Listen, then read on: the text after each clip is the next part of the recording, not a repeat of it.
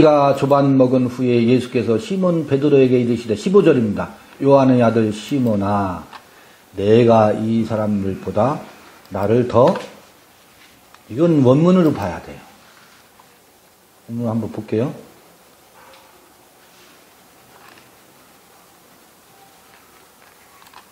(15절) 21장 15절. 이게 요한복음 21장이 이제 마감이 되는 때잖아요. 요한복음이 끝나는 시점이죠. 호태운 에리스테산 레게이 조반 먹은 후에 이르시되 토 시몬니 페트로 호 예수스 시몬 요한누. 뭐라 그래요? 아가파스 메 플레온 투톤 이들보다 더 나를 뭐 하느냐고 물어요? 아가파스 하느냐고 물어요. 이게 어디 있었어요? 이 세 계명이 요한복음 13장과 14장에 세 계명을 너희에게 주노니 그 세 계명을 어떻게? 테레오 하는 자가 나를 사랑하는 자고 그가 내 안에, 내가 그 안에, 아버지가 그 안에 있다고 그랬다고 그랬었죠. 그런데 13장 그 말미에서 아가파오 하겠다고 뭐 했었어요? 목숨을 바치겠다라고 아가파오를 목숨 바치는 것으로 해석했던 베드로였었잖아요. 근데 21장에 와서 이들보다 플레온 두톤 이들보다 나를 더 사랑하느냐, 얄궂게 질문도 얄궂게 하신다고. 저들보다 더 나를 뭐 아가파오 하느냐고 물어요. 그때 아가파오 그런다고. 이 매가 어떤 매겠어요? 눈앞에 있는 예수지. 이야기 속에는 시 공간적으로는 눈앞에 있는 예수예요. 그건 부정할 수가 없어요. 근데 그 예수께서 말하는 그 나는 세상 임금 나가 아니라고. 예수의 이름, 도깨비방망이 예수의 이름이 아니라고. 세상 임금은 심판받고 어떤 나겠어요? 죽었다가 다시 살아난 부활한 나라고. 예수의 나라고. 그 매를 아가파오 하느냐고 질문을 한다고. 이때 베드로의 대답이 걸작이에요.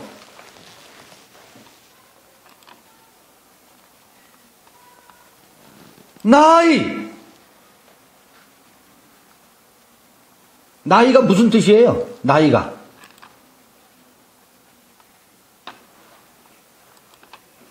나의 구리에. 오, 주님이나 마찬가지예요. 참으로 주님, 예 주님,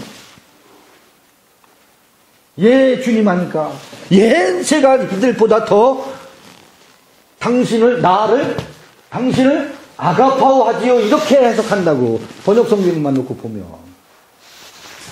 번역성경은 예 주님, 내가 당신을 아가파오 합니다. 그게 아닙니다. 뭐라고 하냐면 수 오이다스, 당신이 오이다스 나를 아시잖아요. 호티이아를 아시지 않습니까?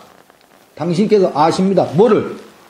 호티 필로세, 내가 당신을 필로 하는 것을 당신이 아시잖아요. 뭐라는 거예요? 나는 아가파오 당신을 못한다는 얘기예요. 대답이 뭐예요? 내가 당신을 위해서 요짓한 것을 아시지 않습니까? 그 얘기예요. 내가 당신을 위해서 목숨을 바치겠다고. 이건 뭐라는 거예요? 사랑은 사랑인데 어떤 사랑이라는 거예요? 요게 필로라는 거라. 나의 그 큐리에 아시잖아요. 오이다스메 나를 아시잖아요. 호티야를 내가 필레이수 당신을 목숨을 바쳐서 사랑한다라고. 내가 할 수 있는 짓은 이것밖에 없는데 이게 거짓이라는 것을 내가 알았고 이제서 알았고 당신께서 아시잖아요. 그런데 왜 나를 아가파오 하느냐고 질문하십니까? 그 얘기거든. 이거 번역성경에서는 읽어낼 수가 없어요. 나는 당신을 필로는 합니다. 내가 당신을 위해서 목숨을 바치겠다고 헛짓거리는 할 수 있었습니다. 그렇게 답변한다고. 내가 필요합니다. 내가 아가페이수 이렇게 답변을 한다? 못하지. 못하지. 이게요. 아까 뭐라 그랬어요? 영옥에서 탈출한 거지. 이게. 영들의 옥에서. 맞나요? 어떤 영들이 옥에 갇혀 있었어요? 이 옥에 갇혀 있었지. 이게 영들의 옥에 갇혀 있었던 거잖아. 저기 베드로가 13장에서는. 이 자기의 무의식에 큰 자가 되려고 하는 욕망의 옥에 갇혀서서 그의 푸뉴마가 어떻게 해요? 이 사슬에서 해방되지 못하고 있었지. 요나서하고 연결하면. 근데 이 어느 때 영들이 옥에서 탈출해요? 21장에 와서야 탈출한다. 벗어난다. 여기 영들이 옥에 예수가 선포하고 있는 장면이네, 이게. 영들이 옥에서 선포하고 있잖아요. 누구? 베드로의 그 무의식의 사슬에서 노연하지 못하던 그 베드로를, 아니, 물고기, 여기서 물고기 지금 잡으러 가는 장면에서 나오는 거잖아요. 요나가 물고기 뱃속에 사로잡혀 있었던 거나, 지금 물고기 잡으러 가는 것이 어디에 사로잡히는 거예요? 물고기 뱃속에 사로잡히는 거나 마찬가지지. 물고기 이론에 고기나 잡으러 가자. 물고기한테 잡혀가는 거잖아요. 해석이 너무 과도한가? 아까 그렇게 질문하셨기에 레게 야우토, 그러니까 그렇게 베드로가 답을 하니까 이때 비로소 뭐라 그래요? 레게 야우토 그에게 말하기를 보스케 먹이라. 타 아르니아무 나의 어린 양을 먹이라 그런다고요. 아가파오 못하겠다고 하니까. 필로하는 것은 필로하겠습니다도 아니야. 아시잖아요. 내가 목숨을 바친다라고 하는 그것밖에 할 수 없다라는 것을 아시지 않습니까? 나는 못해요. 내가 세계명을 가지고 서로 사랑할 줄 아는 줄 알고 그게 사랑인 줄 알았는데 그걸 못한다는 거 아시면서 왜 그런 질문을 하십니까? 요 답변이거든. 그러니까 어린 양을 먹이래. 또 두 번째 또 물어. 심술구죠. 레게야우토 파린 듀테론. 두 번째 다시 그에게 말하기를 시몬 요한누 아가파스메. 이때도 네가 나를 아가파오 하느냐. 아가페는 뭐라고 했어요? 새 계명이라고 했잖아요. 아가파오 하느냐. 다시 아가파스메 하고 두 번째 또 그렇게 질문한다고. 그러니까 나이 큐리에 수 오이다스. 나이 큐리에, 예, 주님, 당신은 나를 호티야를 잘 아십니다. 속속들이 아십니다. 어떻게? 필로우세, 아가파우세가 아니라 필로우세 내가 당신을 필로하는 줄을 당신은 너무 잘 아십니다. 레게이 아우토. 그에게 그렇게 답을 한다. 그러니까 또다시 레게 아우토 그에게 말하기 베드로에게 말하길 내 양을 치라. 포이마이노 못하겠다는데 아가파오 난 못해요 하는데 거기에다가 베드로를 다시 보내고 있는 장면이죠. 내 양을 치래. 이거 참 희한한 일이 벌어져요.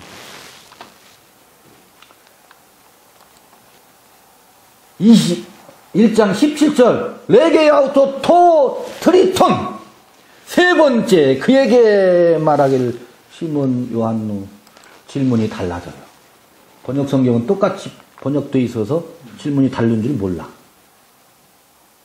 아가페이스메 이렇게 묻질 않아. 세 번째는 필레이스메 이렇게 물어요. 세 번째는 필레이스메 하고 물어요. 그게 뭐예요? 13장에서 내가 당신을 위해서 목숨을 바치겠습니다 했던 그 필로를 말하는 거죠. 세 번째는 그렇게 묻는다. 필레이스메 나를 네가 필로 하느냐? 환장하겠죠.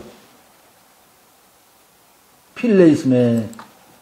그러니까 근심하여 근심하며 베드로가 호티이아를 호티에이 베나우토 요때는 좀 달라요. 그에게 세 번째 답하기를 필레이스메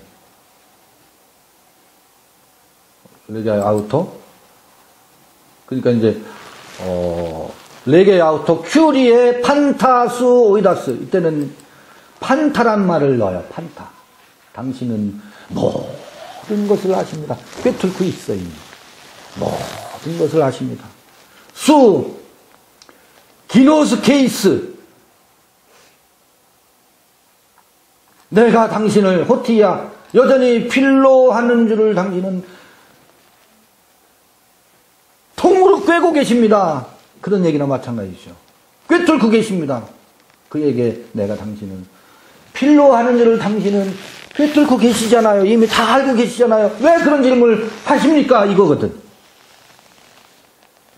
그러니까 또다시 레게 아우토 그에게 예수께서 말씀하시기를 오스케타 프로바타 무 나의 양을 먹이라 치라 먹이라 치라 이런다고요.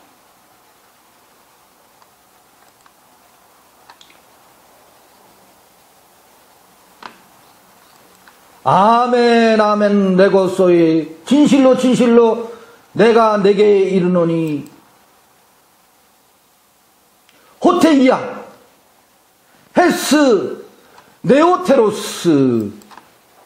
네오테로스가 뭘 네가 영할 때 젊었을 때 어느 때 젊었을 때가 어느 때 요때 목숨을 바치겠다고 날뛸 때 요거 젊었을 때예요. 목숨을 바치겠다고 날뛸 때 요때는 젊었을 때는 내가 스스로 띠를 띄었거니와 이제는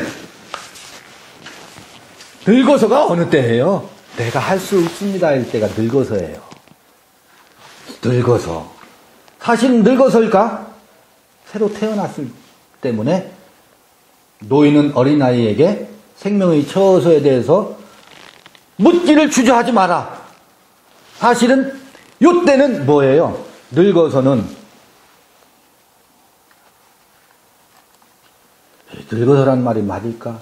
뭐 어떻든 영어로는 old라고 번역되어 있잖아요. 늙어서는 남이 네게 띠띠우고 원치 아니한 것으로 데려가리라. 요게 요한복음 마무리 시점이거든.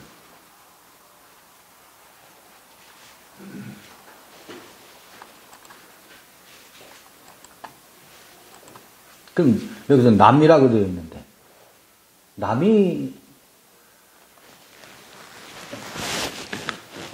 저는 이건 해석을 필요로 한다고 봐요.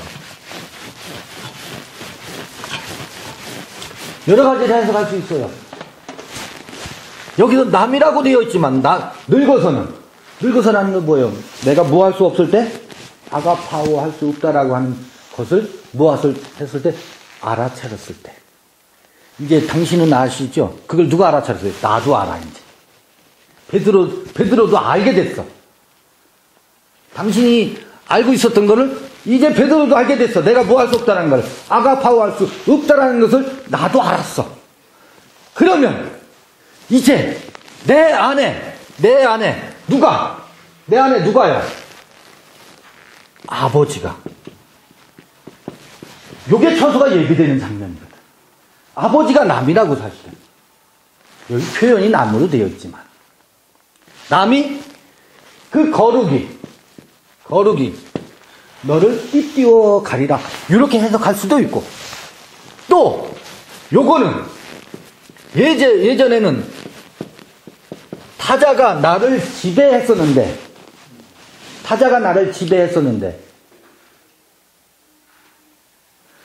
아가파오 때문에 아가파오 할 수 없다라고 하는 사실을 고백할 때 역설적으로 베드로는 아가파오 할 수 있는 에너지가 거기서 나오거든. 그게 공이에요, 공. 아무것도 할 수 없다라는 게 공이잖아요. 요새 공놀이가 전 세계에 난리잖아요, 공놀이가. 나는 아무것도 할 수 없습니다. 모든 색즉시 공이잖아요. 그 내가 목숨을 바치겠다고 만용을 부렸던 젊은 시절의 그 모든 것이 헛되더이다. 그거를 아시면서 왜 그런 질문을 하십니까? 요거를 바탕으로 해서 공즉시 색의 세계가 펼쳐지는 거예요. 이게 여러분 축구공만 보지 마세요. 그 공놀이에 취해서 전 세계인들이 서로 이기려고 날뛰는데 우리는 이 공을 바탕으로 해서 여기서 이게 뭐가 돼요? 이게 무라 이게. 이렇게 얘기하면 왜 불교하고 섞으십니까? 막 또 난리를 쳐요. 불교하고 섞으십니까? 아니 이게 아벨이잖아요. 아벨 헤벨 헛되다. 솔로몬의 그 모든 영광이 헛되다. 그 공이잖아요. 헛되다라고 얘기하는 것을 누가 여기서 고백해요? 베드로가 고백하고 있잖아요. 표현이 다르지만 그 고백에 이르고 있잖아요. 그러니까 그걸 바탕으로 해서 색의 세계를 펼쳐라, 먹이라, 쉬라 이런 얘기가 한단 말이지. 위대하지 않아요? 이게 요한복음 결론이잖아요. 이게 뭐예요?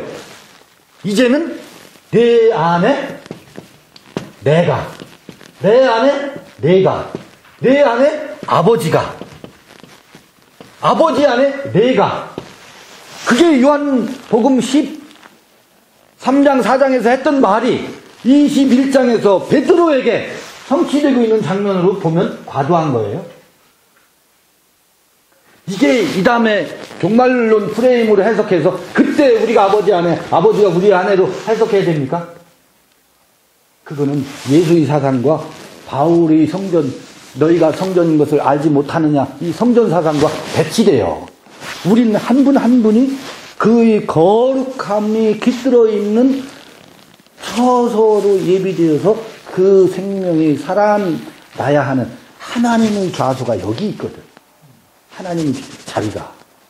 그 하나님이 나요? 내가 곧 하나님이라고. 아니, 그러기 전에는 하나님은 하나님이고 나는 나지. 어떻게 하나님이 내가 될 수 있어요? 결코 될 수 없다라고 하는 것이 오늘날 종교가 교리로 딱 붙잡아 놓고 있는데, 성서는 요때는 각각이야.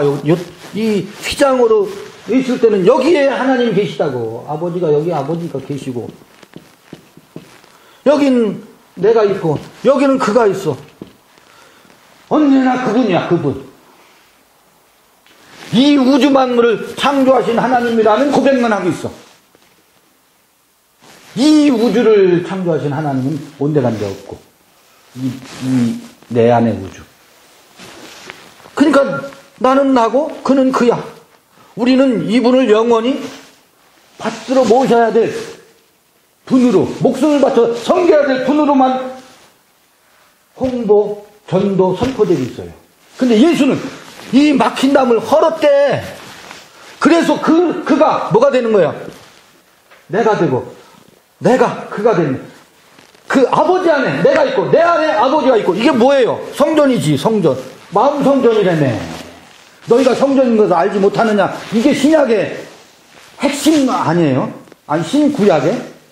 그러면 아버지 안에 내가, 내 안에 아버지. 어느 때? 휘장이 찢겨졌을 때 그 말이 가능하지.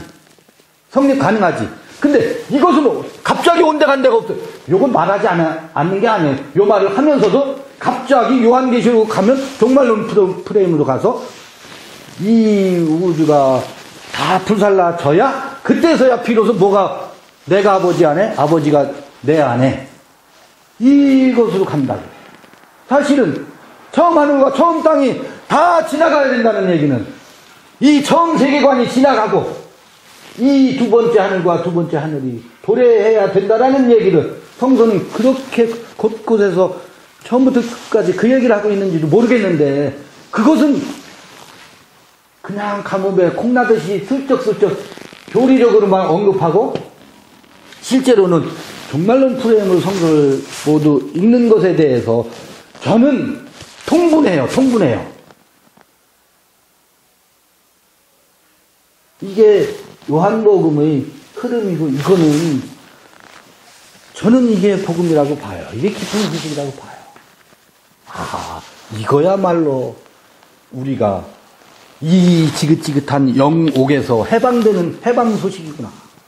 내 무의식의 이 영옥에 갇혀서 내가 저요.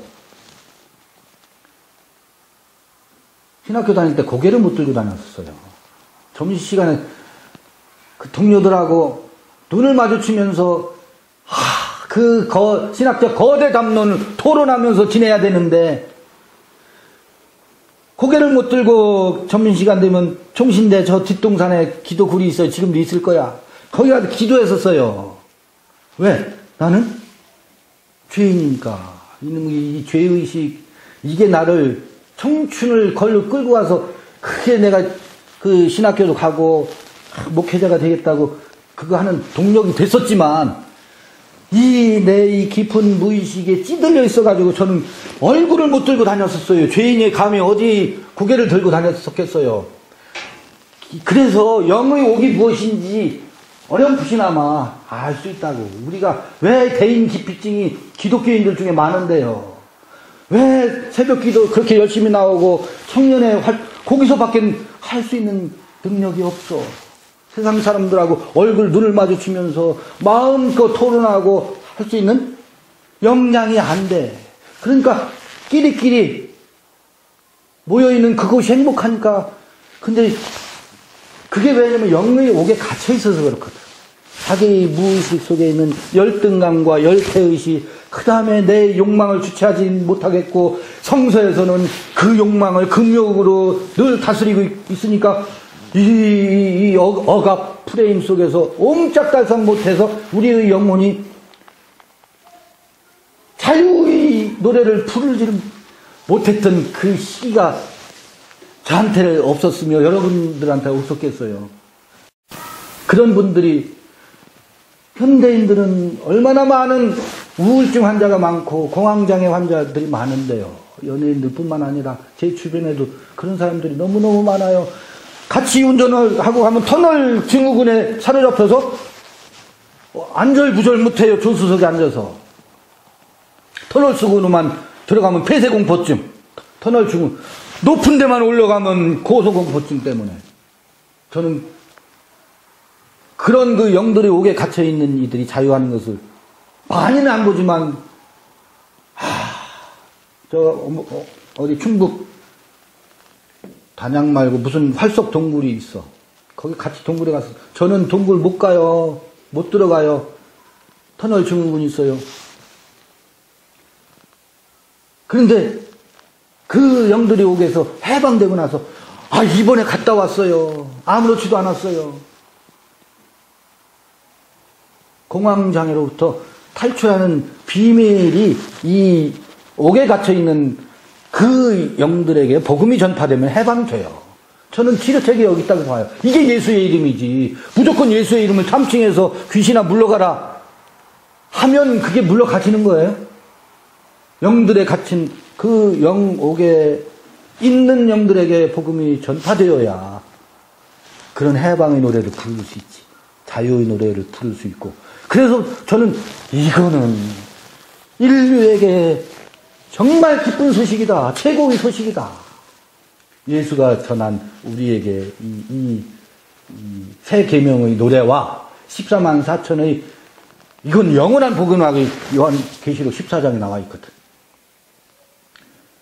그러면 우리를 가둬놓고 있던 그 지옥문이 있죠. 지옥문. 아까 땅의 빗장이라고 요나서에 표현되어 있잖아. 그 문이 싹 열려요. 빌립보 감옥에 갇혀있던 바울과 실라가 옥문을 열고 나왔다는 이야기가 사도행전에 기록이 되어 있죠. 그 옥문 열리는 얘기예요. 이 영옥의 문이 열려야 돼요. 저는 그렇게 봐요. 저는 이 얼마나 위대한 그 새 노래고 새 소식인지.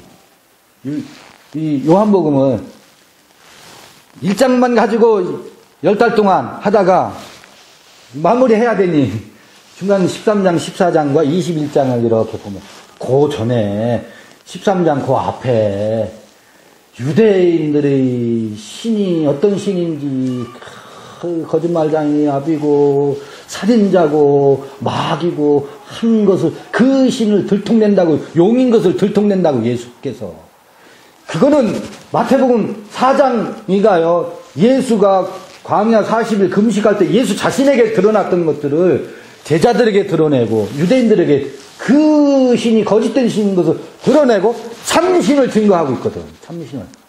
참신을 하니까 이상한데 참신하잖아요. 참신이 이 신을 드러내는 거예요. 저는 모르겠어요. 이게 증거돼야 된다고 보는 사람이거든. 저는 이래서요. 지난번 모였을 때 허무주의에 빠지지 않습니까? 라고 하는데요. 천만에요. 허무주의에서 탈출해요. 이게 허무주의거든 지금. 베드로가 허무주의에 지금 빠져 있었잖아요. 나의 큐리에 오이다심에 당신 나를 아지 않습니까? 호티야를 필로수 당신을 필로하는 줄 아시지 않습니까? 고기나 잡으러 가자. 이게 뭐예요? 허무주의에 빠진 것 같아요. 허무주의에 빠진 그 자리에 그게 고기나 잡으러 가자. 요나의 표적밖에 없다는 말이 맞아. 물고기 뱃속에 잡혀간 거나 마찬가지지. 거기서 153마리를 건져 올리고 베드로를 마지막으로 예수께서 사람으로 낚아 올리는 장면이잖아요. 그리고 너도 사람 낚는 어부가 되라. 가서 양을 치라. 어부가 되라고 하는 것을 맨 처음에 콜링했던 것을 이제 다시 재파송시키는 장면이지. 그가 맞지 않나요? 저는 그렇게 이해를 하고 있어요. 저도 이 부분 이렇게 설교할 때 그렇게 맞아요. 그 처음에 바닷가에서 콜링 했을 때 다시 이제 재파송할 때 바닷가 그런 굉장히 예수님의 그런 뜻이 있어서 바닷가에 들으시고 바닷가에 또 다시 만나시는데 그 원어로 요한복음 볼 때 원어로 성경을 보는 게 장점이 21장의 그 세 번의 질문 하이라이트죠. 예, 그 아가파 그다음에 나는 필레오 그렇게 해야 굉장히 원어로 보는 거에 장점이 그런 데 있는 것 같아요. 이것을 제가 한 30년 전에 요거를 볼 때 참 놀라웠거든요. 그 베드로가 그래 질문한 거에 이런 의미가 있었구나. 근데 그것이 원어로 볼 때 드러나는구나. 그걸 보고 굉장히 필요성을 느꼈거든요. 하나 궁금한 게 이런 특히 이게 굉장히 한때 한국교회 많이 이렇게 좀 회자가 되고 설교자들이 이것을 보면서 그렇구나 설교 이 부분 이렇게 해야 되는구나라고 그런 많은 좀 새로운 시각이 있었는데 그렇게 설교들을 하는 목사님들도 많고 궁금하게요. 좀 이게 좀 어리석은 질문인지 모르겠는데 이 시각을 우리나라에서는 요 말씀에 요거를 누가 이렇게 처음으로 그렇게 시작을 하셨는가 그게 좀 궁금하더라고요. 그게요. 30년 전에 베드로의 고백 그 허와실 그 책에서 처음 저자는 누군지 모르겠어요. 그 책에 그분이 처음 말씀하신 거예요? 그러면요. 제가 궁금해서 이렇게 여쭤보는 그런 것 같아서 아무도 없었어요. 그래요. 하여튼 요즘은 그 30년 후에 일반화됐잖아요. 많이들 알고. 일반화됐지. 오히려 다른 성경에 보면 뭐 70인역으로 이제 헬라어 볼 때 아가파와 필레오를 구분 안 하고 이렇게 혼용해서 쓰는 문장들이 많이 있다. 이걸 굳이 그렇게 해석할 필요가 있냐라고 얘기하는 의견도 있더라고요. 네. 요즘에 그렇게 네, 요즘 그렇게 네, 맞아요. 그러면 교수님 그 두 번째 질문할 때 아가파스메 그랬고 세 번째는 필레이스메 그랬거든요. 필레이스메. 근데 세 번째 질문을 했을 때 베드로가 근심했다고 그러거든요. 이제 그러면 그게 만약에 그 아가페하고 필로스가 다르게 썼다면 근심할 필요가 있었을까요? 정복을 이미 알고 있었던 것을 거기서 확인하는 거거든. 세 번째는 네가 그 필로를 2번 반복해서 답변하니까 3번 나를 부인했던 것처럼 3번째 본인이 필로하고 있는 것을 확증하는 그런 그 의미거든요. 뭐 꼭 그렇게 해석해야 되는 법은 없어. 그러니까 이미 베드로는 당신이 알고 있고 나도 알고 있고 한데 다시 아가페이스메라고 묻지 않고 3번째는 필레이스메라고 물으니까 이미 천하가 다 알고 있고 당신이 모든 것을 알고 내가 아는 바인데 다시 3번째는 그렇게 그거를 확증하면서 질문을 하니까 근심하였더라라고 표현되어 있는 것이 저는 아까 지금 최현진 목사님이 그거를 뜻을 다르게도 얘기하지만 옛날에 그런 말씀 많이 했거든요. 근데 이제 그거를 큰 차이가 없다고 보는 그런 흐름이 나타나니까 네. 말씀하시니까 그 큰 차이가 없이 아가페나 그 형제 사랑이나 어떤 그런 하나님 사랑이나 그 개념을 그냥 같은 개념으로 썼기 때문에 네. 베드로는 3번째 말하는 그 말에 이제 충격을 받은 거죠. 만약에 그것이 진짜 다른 말이었다면 주님이 너가 필레오 하느냐 이렇게 얘기했을 때 네. 근심할 필요가 없다는 거죠. 오히려. 저는 그렇게 봅니다. 네, 그렇게 보셔요. 그렇게 보시는 건 문제 없어요. 그런데 근데 저는 이해했어요. 그런데 사실은 필레이스나 아가파우가 결국은 같은 거 아니냐라고 보는 것은 무리가 있는데 이렇게 하면 같을 수 있어요. 이 과정을 거치지 않으면 내가 목숨을 바치겠습니다. 필로의 과정을 거치지 않으면 아가파우의 진면목을 만날 수가 없거든. 그러니까 그게 거짓이긴 하지만 그 거짓에 목숨을 바친 사람들만이 그것의 헛됨이 드러나요. 그래서 내가 그야말로 당신이 우리에게 전한 아가파우를 할 수 없습니다 라는 고백에 다름 아닌데 그렇다라고 보면 그 필레이스의 과정이 없고서야 어떻게 아가파우 할 수 있겠느냐 라고 본다라면 결국 이 필레이스도 의미가 있는 것 아니냐. 그런 점에서는 결국 필레이스나 아가파우가 같다라고 볼 수 있는 여지가 있지 않겠느냐라고 말하면 양보해서 그렇지요. 아멘입니다. 그러합니다. 인생은 누구나 그 과정을 겪습니다. 그런 의미라면 제가 동의하고 공감할 수 있지만 문맥이 전혀 다르거든. 이게 맥락이 전혀 다른데 결국 필로나 아가파오나 그냥 같습니다라고 하는 것은 전 동의를 저는 못해요. 이게 30년 넘었어요. 이게 이제 제가 1988년도에 이 글을 썼어요. 1988년도에 이 글을 써놓고 그때는 단행본 나오기 전에 어떤 태보에 이 글을 썼었어요.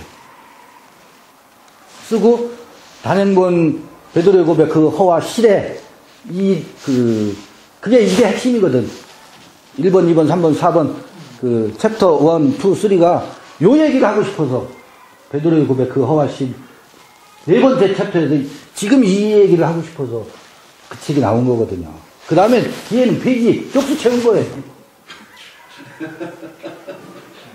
근데 지금 2022년 12월 달에 그 노래 다시 부르는 것이잖아요. 사실 거기서부터 제 그 여행이 시작됐었고, 그래서 지금은 보편화되어 있다고 하는데 어떻든 그게 인터넷에서 보편화를 뛰어넘어서 네. 제가 왜 제 질문을 이렇게 드리냐면 그 요한복음을 제가 올해 초에 이렇게 말씀 소설하게 묵상할 때 네. 해외 주석을 보니까는 해외 주석가들도 이야기를 하면서 네. 그냥 보편화를 시키더라고요. 네. 근데 그게 이제 우리나라에는 카리스 주석 말고 그 뭐더라? 원어 성경 대전. 원어 성경 대전이 옥스퍼드가 옥스퍼드의 심판이 카리스 주석이거든요. 네. 근데 옥스퍼드는 남지가 꽤 오래돼야 10여 년 될 거예요. 근데 거기 이걸 얘기했어요. 네. 이거는 아가페나 필레오는 네. 의미 부여할 필요가 없다. 그래서 몇 구절을 이제 인용을 해서 예를 들어서 디모데후서 4장 10절에 바울이 대만은 세상을 더 사랑했기 때문에 나를 버리고 갔다 해서 여기서의 이 세상을 더 사랑했다는 것이 네. 세상적인 사랑, 우정의 사랑, 필레오라는 단어를 쓴 게 아니라 아가페를 했기 때문에 나를 버렸다. 그리고 이거 봐라. 네. 아가페라는 용어가 꼭 하나님의 사랑만을 이야기하는 것이 아니라 여기서 보면 바울은 디모데후서에서 똑같이 세상을 대마가 했을 때 그때 필레오를 써야지 어떻게 보면 맞는데 아가페를 쓰지 않았느냐. 오히려 그게 아가페를 쓰는 게 맞죠. 그렇죠. 세상을 하나님 대신 사랑하는 거니까 아가페가 근데 이걸 그렇게 보면은 맞아요. 저도 네. 이게 지금 내가 옥스퍼드에서 가져온 구절이에요. 그러니까 좋은 말씀 하셨는데 아가파오는 하나님의 사랑이다라고 말하면 안 된다. 그렇죠. 필레오랑 다른 필레오와 아가파오의 그 뉘앙스가 다름을 얘기해야지. 필레오는 세상 사랑이고 친구 사랑이고 우정이고 아가파오는 하나님의 사랑을 표현한다. 이렇게 규정하는 것이 문제예요.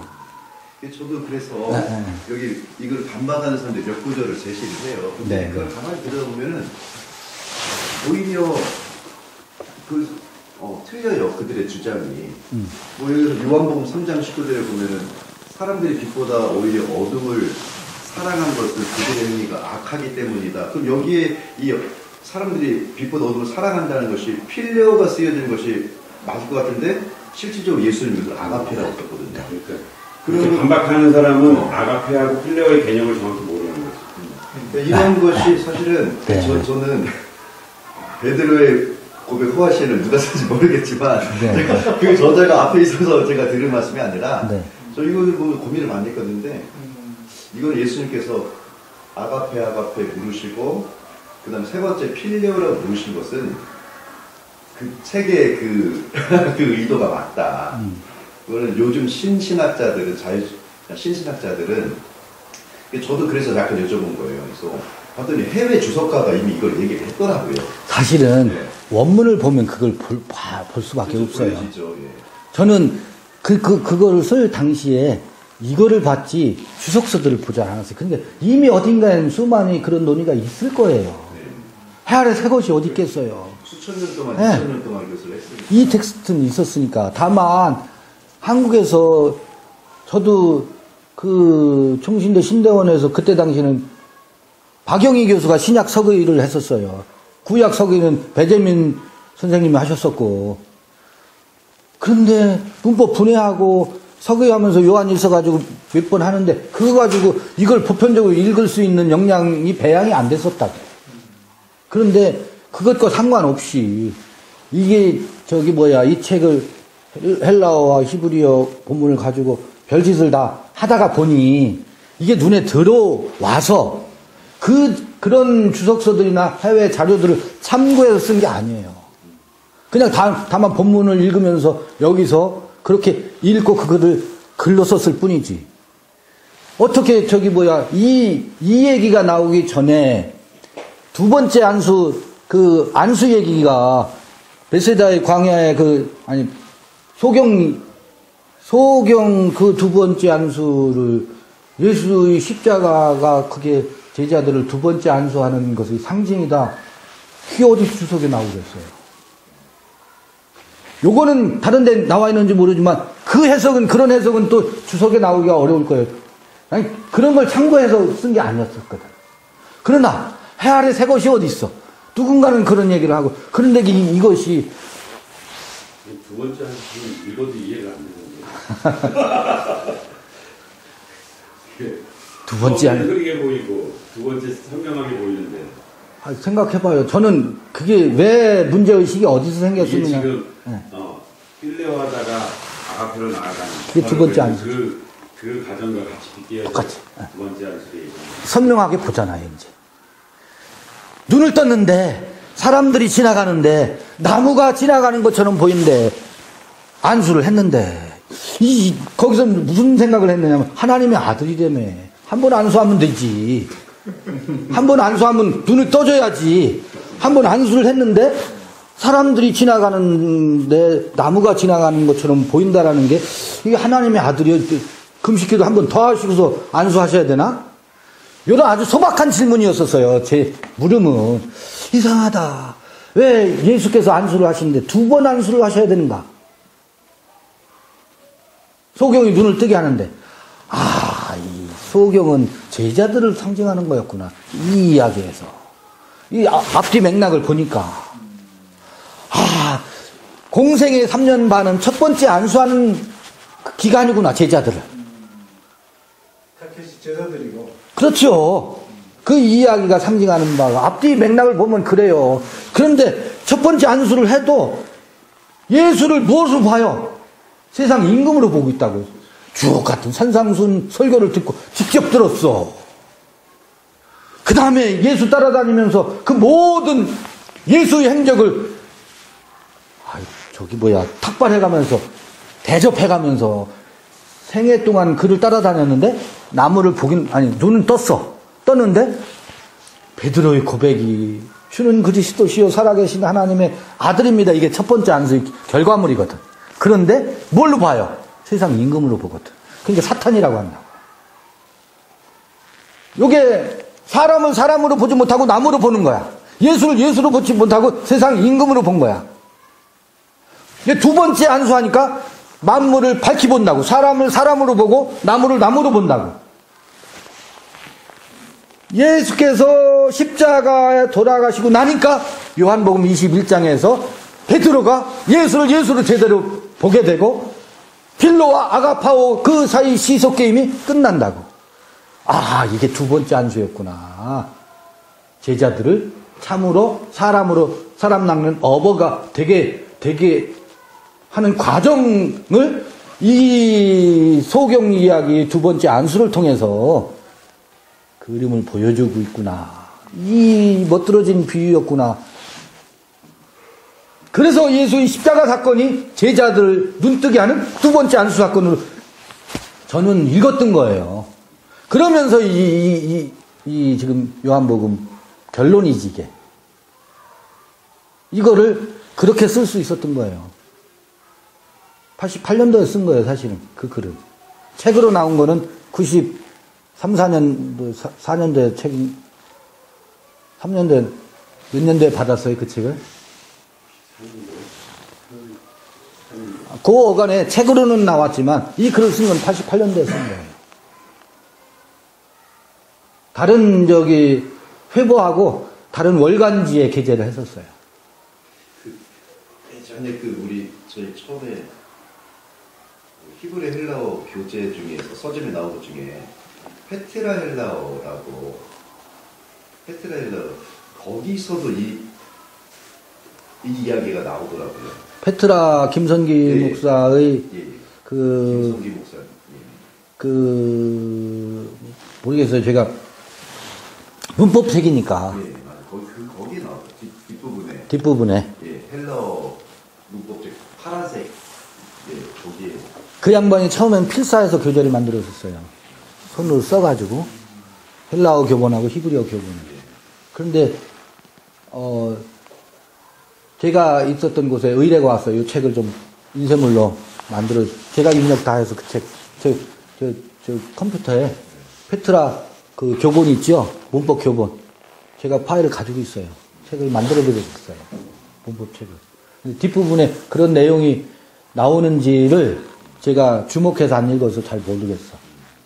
제가 가지고 있거든요. 이제 헬라어를 성경 원어로 볼 줄 알고 그러면 이런 유익이 있다 하면서 그 부분이 나와요. 네. 베드로의 이걸 보면 다 보기에 돼 있어요.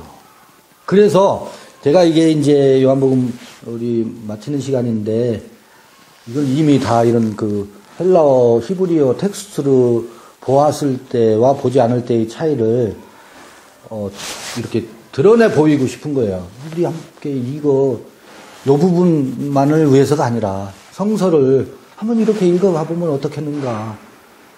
원어성서의 중요성을 지금은 한국에도 얼마나 많은 그 헬라어 히브리어 가지고 씨름하는 단체들이 많이 생겼어요. 그 후에. 물론 이제 한술 더 뜨지. 헬라어 히브리어 가지고 횡포와 폭력을 행사하는 것들이 그것도 아주 그것도 유행이 한번 지나가요, 근데. 지나가요. 헬라어 히브리어를 도구로 생각해야지. 이게 무슨 횡포의, 제가 2000년도에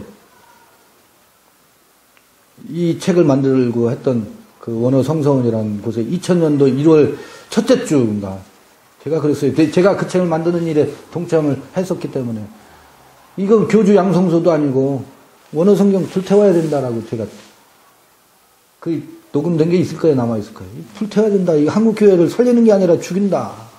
전부 이 헬라어 히브리어 가지고 무슨 짓들을 하는 거냐. 그렇게 말했던 적이 있었어요. 그 모임에서 원어성서원 2000년도 1월달 첫 번째 채플에서 이런 망조가 헬라어 히브리어 가지고 엉덩이에 뿔나가지고 그거 몇 조가리 배워가지고 무슨 짓들 하는 거냐. 원어성경이 재앙이다. 오히려 불태워야 된다. 그렇게 말했던 적도 있었어요. 근데 그걸 누가 하겠어요? 저는 이제 그 스테판 원어성경을 만들고 하는 일에 참여를 하고 그 데이터 작업, 이 문법 파싱, 베이커 북하우스하고 전도반에서 나온 책들을 전부 참고 자료로 하고, 어네릴리티컬 키 투 더 올드 테스트먼트라는 그 구약 4권으로 되어 있는 분의 책이 있어요. 그전엔 그 책이 없었어요. 그게 나오면서 이 작업을 한국에 해서 소개를 했었다고. 그 일에 아주 주도적으로 동참을 했었기 때문에 이 책이 나가서 엉덩이에 뿔난 짓을 하는 걸 보고 이 책 이거 불태워져. 상징적인 얘기지. 진짜 그거를 액면 그대로 듣고 저 이상한 사람이네. 원어성경을 불태워야 된다라고 쓸데없는 말을 한다라고 그렇게 말하는 사람들도 있었어요. 근데 그 후로 교주 양성서였었어. 이제 그러나 그 시대는 또 지나가요. 인간이요. 엉덩이에 뿔나고 그 영지주의적 함정에 한번 빠지지만 거기에서 영국에 갇혀서 그 짓을 해봐야 어디 가겠어요. 자기가 죽는데, 자기 영이 죽는데. 생명의 그 세계로 나아가야지. 그래서 이제 이렇게 저는 한국교회의 여러 가지 많은 이야기들을 할 수 있겠지만 한국교회의 가느다란 희망, 출구의 그 전략이 이런 언저리에서 만들어지면 얼마나 좋을까. 저는 한국교회에 대해서 아까도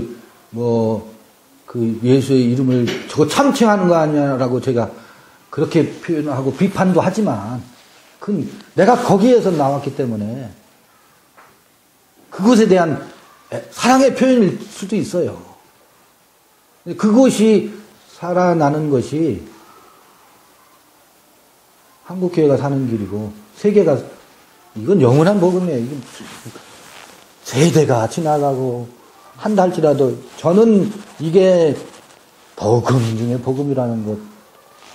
그 요한계시록에서 이 유한겔리오는 영원한 복음이다라는 것 공감이 되어 있다. 그렇지, 교수님. 언어의 피해 중에서 한 가지만 피해. 피해라고 생각하시면 한 가지. 이게 이제 제가 포괄적으로 말씀드릴 수밖에 없어요. 구체적으로 집어서 보담도 언어 성경 가지고요. 11조는 그게 아니다라고 하면서 11조는 그게 아니 하나님의 것을 하나님에게 드리는 원리입니다. 원어성경을 들어서 막 그걸 가르치고 왜곡한다는 말씀. 하면서 그렇지만 그 11조도 못 드리는 인간들이 하나님의 것을 온전히 드릴 수 있겠느냐 하면서 그 11조의 횡포를 더 포각정치를 해요.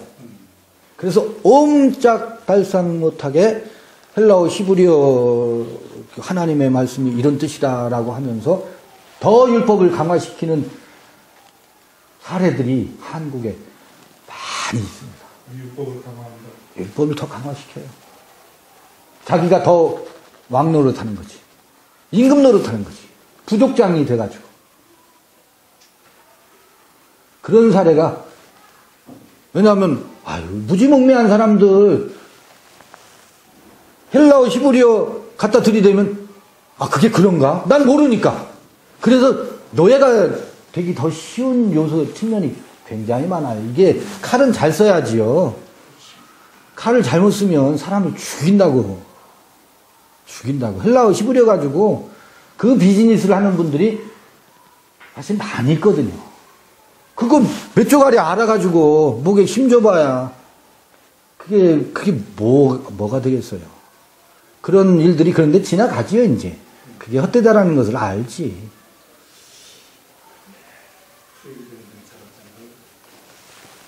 그렇다고 해서 그런 부작용 때문에 구더기 무서워 장을 또 못 담글 수는 없잖아요. 그런 그 엉덩이에 뿔이 나지만 엉덩이에 뿔 난다라는 게 그 짐승이 열뿔 짐승이 그건 머리에 뿔 난 거지만 엉덩이에 뿔 난 거나 머리에 뿔 난 거나 뿔 달린 짐승들이죠. 그 헬라어 히브리어 가지고 그런 짐승 짓 하는 이들이 많아요. 포괄적으로밖에는 제가 답변드리기가 어렵습니다. 구체적으로 들어가면 누구를 거명해야 되는데 개인을 거명하고 싶진 않고 이러이러한 분들이 이러이러합디다라고 하는 걸 또 거명하면 그분들도 그런 과정을 거쳐서 이 생명의 세계로 나올 거라고 희망을 버릴 수는 없잖아요. 그럼에도 불구하고 그렇게 생각합니다. 여러분 덕분에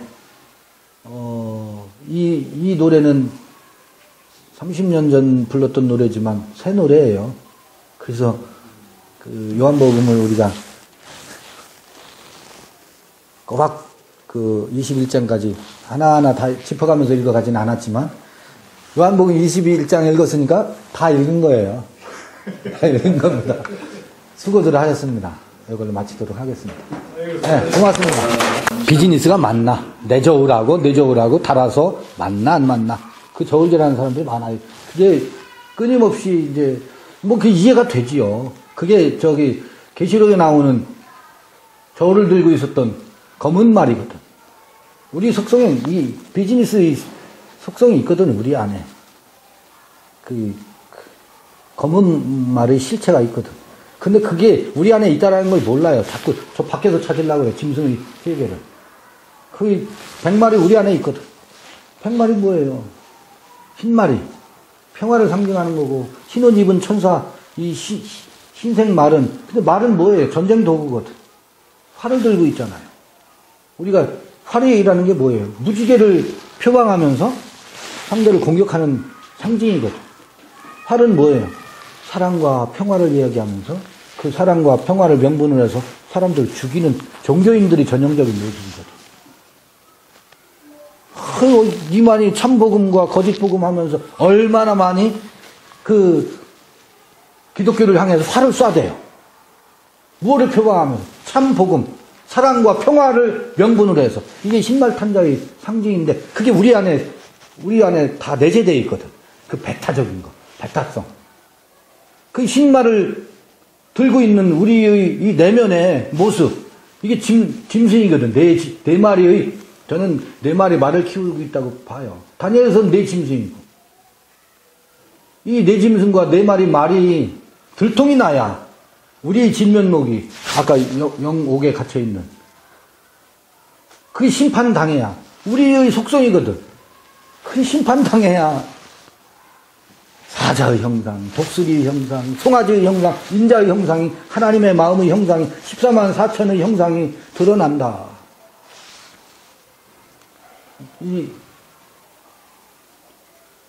저는 이제 그렇게 보거든.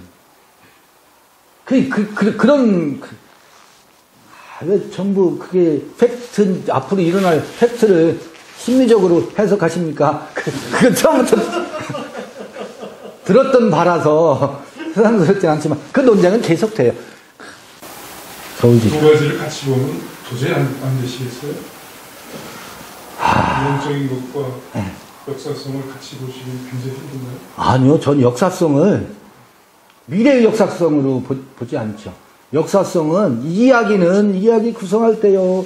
제 이야기가 써내려져 나갈 거예요. 저는 제 이야기가 제가 쓴 글이 제 이야기이고 제가 2022년 12월 지금 12일 날 여기서 이러고 있는 건 역사적 팩트거든. 이 팩트를 기반으로 해서 저희 이야기는 써내려 갔거든. 근데 이 이야기는 기승전결이 있어요. 내러티브라고. 서사의 구조를 띈다고. 제 이야기는 아까 제가 어느 때에 그 총신대 다닐 때 고개를 못 들고 있었던 그 영적 상태, 그 비유거든. 그런 그 영옥에 갇혀서 그 옴짝달싹 못하던 시절이 제 이야기 속에 담겨져 있거든. 그건 역사성과 함께 비유를 들어서 이야기가 서술될 수밖에 없거든요. 그게 역사성과 비유가 함께 녹아져 있는 거거든. 그 아브라함의 역사성을 부인하지 않지만 아브라함의 이야기는 그 아브라함의 족장 아브라함의 역사성 안에 그 히스토리가 비유로 해서 바울에 의해서 그렇게 해석되잖아요. 이야기로 해석되거든. 그러니까 그 역사성과 이야기라고 하는 이야기는 전 이야기에 대해서 할 말이 많아. 이야기는 인간의 실존 구조예요. 이야기 없이는 소통이 안 돼요. 우리는 이야기로 지금 소통하고 있거든. 말씀 선포라고요? 말씀 선포도 가만히 봐보세요. 스토리텔링이지. 스토리텔링으로 로고스가 선포되거든. 그래서 저는 미토스가 로고스라는 거예요. 미토스는 로고스다. 신화는 신화가 아니다. 로고스다. 이것도 미토스는 예전에는 그 신화적 이야기 방식으로 전승했다. 그 안에서 로고스를 읽어내자. 그 역사성과 이 갈등이잖아요. 지금 말씀하신 비유와 이야기와 역사성의 이 갈등 관계예요. 갈등 안 일으켜요. 그게 하나로 융합되어 있어요. 그러면 미래적 사건으로 미래적 일어날 역사적 팩트죠. 한 개개인에게서 있어야 팩트를 저는 그 역사성은 부인하지 않지만 이런 그 공간적이고 노스트라다무스적인 그 역사적 이야기로 저는 그거로 아니 요한계시록은 점수서가 아니다. 그런 미래 예언서가 아니다. 예언은 아들에 관한 것이 성서는 모든 예언은 옛사람들이 모든 이야기는 아들로 수렴되는 것처럼 요한계시록도 아들로 수렴되는 얘기지. 낳고 이야기지. 그런 판타지 예언서인 것을 저는 동의는 않죠. 뭐 제가 동의 안 한다고 해서 제가 옳다는 얘기는 아니고 저는 그렇다는 얘기예요. 저는 그 부분은 이 연사